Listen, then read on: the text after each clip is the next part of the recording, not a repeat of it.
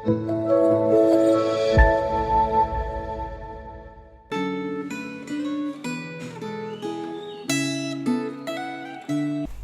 saudara-saudari yang dikasihi oleh Tuhan. Senang sekali kita bisa berkumpul lagi pada hari ini untuk mendengar Gema pada hari ini. Sebelum kita memulai Gema pada hari ini, mari kita bersatu bersama di dalam doa. Bapa yang di dalam surga, kami mengucap syukur ya Bapa atas segala pimpinan dan hikmat-Mu yang Kau telah berikan dalam kehidupan kami. Tolong pimpin ya Bapa, sekarang kami mendengarkan Gema pada hari ini. Engkau yang berikan kami fokus dan berikan kami hikmat ya Bapak agar kami bisa bersungguh-sungguh mengerti Gema pada hari ini. Terima kasih ya Bapak atas segala pimpinan-Mu.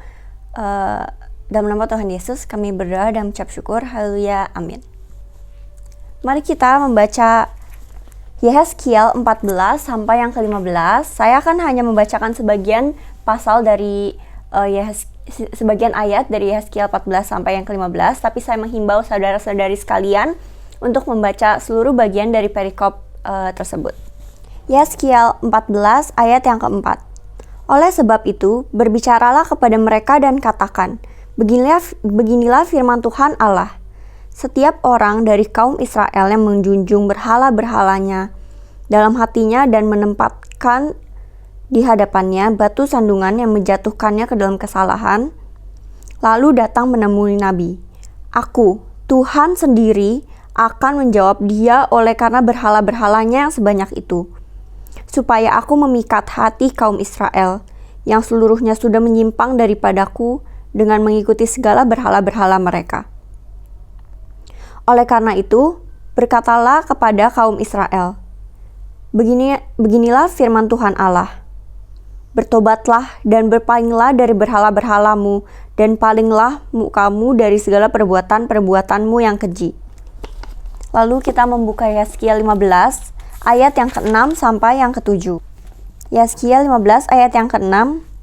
Oleh sebab itu beginilah firman Tuhan Allah, seperti kayu anggur di antara kayu-kayu di hutan, dan kulemparkan ke dalam api untuk dibakar. Begitulah aku lakukan terhadap penduduk Yerusalem. Aku sendiri akan menentang mereka, walaupun mereka luput dari api, tetapi api akan memakan mereka.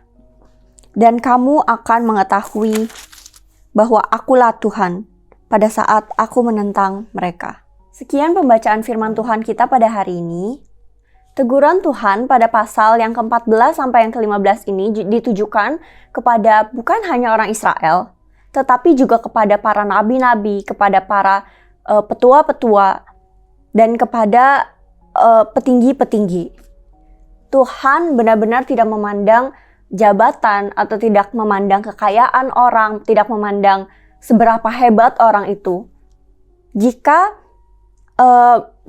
orang itu berdosa, orang itu pasti akan tetap dihukum meskipun mereka mau sekaya apapun, sehebat apapun.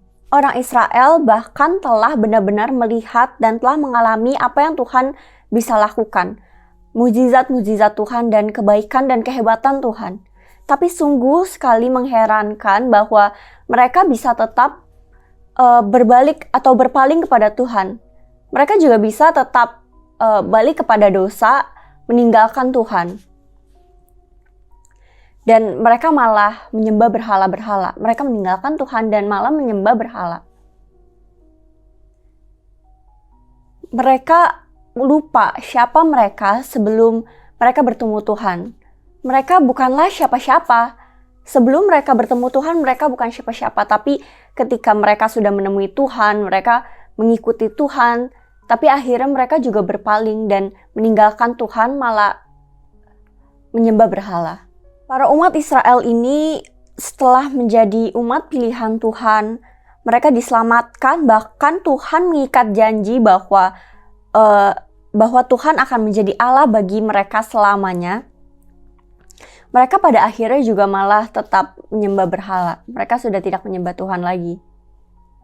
Mereka meninggalkan Tuhan untuk berhala-berhala. Untuk hal ini Tuhan katakan, Aku, Tuhan sendiri akan menjawab dia oleh karena berhala-berhalanya yang banyak itu. Dan Tuhan juga katakan, kamu akan mengetahui bahwa akulah Tuhan. Apakah kita juga menjalani kehidupan yang sama dengan bangsa Israel? Apakah kita sungguh benar-benar percaya Tuhan? Kita sungguh benar-benar menyembah Allah Bapa kita. Allah yang benar dan yang maha kuasa. Apakah kita yakin bahwa Yesus Kristus adalah anak Allah dan menjadi juru selamat dan penebusmu? Jika Anda menjawab iya, apakah kita telah dan sedang mengikuti Tuhan dengan setia? Apakah kita hidup untuk bersyukur dan melayani Tuhan yang telah memilih kita menjadi umat pilihannya? Ataukah di hatimu ada ilah lain? Atau kita malah menyembah berhala-berhala? Kita malah meninggalkan Tuhan. Padahal semua yang Tuhan telah berikan itu, semua yang kita ada dalam kehidupan kita sampai sekarang itu adalah pemberian Tuhan. Kita itu bukan apa-apa tanpa Tuhan. Apakah kita sungguh-sungguh benar-benar menyembah Tuhan? Adakah saudara sebagai jemaat maupun pengurus komisi, majelis, bahkan sebagai rohaniwan, sungguh hidup menyenangkan hati Tuhan? Atau malah mengejarkan kesenangan diri sendiri, malah mengejar harta, mengejar semua yang duniawi saja? Malah kita berusaha mendapatkan pengakuan dunia ini. Kita berusaha mendapatkan jabatan, menjadi petinggi, atau menjadi semua hal yang duniawi, dan melupakan Tuhan. Dengan melakukan itu, saudara berupaya membesarkan nama diri sendiri, dan malah mau menjadi Allah. Padahal kita di dunia ini justru harus menyembah Allah. Tapi, apakah saudara malah mau menjadi Allah? Jika saudara sedang berjalan di jalan yang salah, bertobatlah. Bertobatlah saudara-saudari. Dan jika tidak, maka Tuhan sendiri yang akan menghadapi saudara agar saudara mengetahui Dialah Tuhan dan bukan saudara. Dialah Tuhan. Pada pasal yang ke-15, Tuhan bertanya kepada Nabi Yehezkiel, bagaimana kayu pohon anggur bisa lebih unggul daripada kayu pohon-pohon lainnya? Padahal kayu pohon anggur hanya bermanfaat untuk menghasilkan anggur saja. Kayu pohon anggur terlalu lunak dan bengkok, sehingga tidak bisa dipakai untuk membuat apapun, kecuali menjadi kayu bakar. Dan setelah dibakar, sudah tidak ada guna lagi. Tidak bisa dipakai lagi. Demikian perumpamaan ini menggambarkan penduduk Yerusalem seperti sepotong kayu pohon anggur. Orang Yehuda di pembuangan mempertanyakan konsistensi Tuhan. Mereka tahu bahwa mereka adalah bangsa pilihan Tuhan. Pokok anggur pilihan Tuhan. Bagaimana Tuhan bisa menghukum mereka? Tetapi hukuman dijatuhkan karena Tuhan tidak mau berkompromi dengan dosa. Tuhan tidak bisa mentoleransikan dosa. Apakah Anda telah mengabaikan kesempatan yang Tuhan berikan untuk mendengarkan kebenaran, menyadari dosa, mengaku dosa, serta kembali kepadanya? Apakah Anda merasa seperti itu? Mari kita bersama-sama merenungkan. Jika iya, Gema pada hari ini mengingatkan saudara-saudari sekalian untuk bertobat. Bertobatlah sekarang dan berpalinglah dari berhala serta dari segala perbuatan, pikiran, dan perkataan yang jahat. Jauhi segala dosa-dosa dan berpalinglah dari segala dosa. Mari kita menutup Gema pada hari ini dalam doa.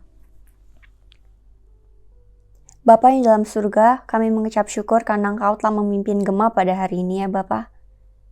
Terima kasih Bapa karena Engkau telah mengingatkan kami untuk berpaling dari dosa. Untuk menjauhi segala dosa dan segala hal-hal yang buruk di dalam dunia ini. Kami datang ke dalam hadirat-Mu ya Bapa, meminta pertolongan dan pimpinan-Mu di dalam kehidupan kami sehari-hari untuk tidak berbuat dosa, untuk tidak berbuat hal yang tidak menyenangkan hati-Mu ya Bapa. Karena hanya dengan pertolongan-Mu ya Bapa kami bisa menghindari segala mara bahaya, segala dosa, dan segala pikiran, segala perbuatan buruk di dalam kehidupan kami. Sekali lagi terima kasih ya Bapa atas pimpinan-Mu dan atas teguran-Mu pada hari ini. Dalam nama Tuhan Yesus kami berdoa dan mengucap syukur. Haleluya. Amin. Tuhan memberkati saudara-saudari sekalian.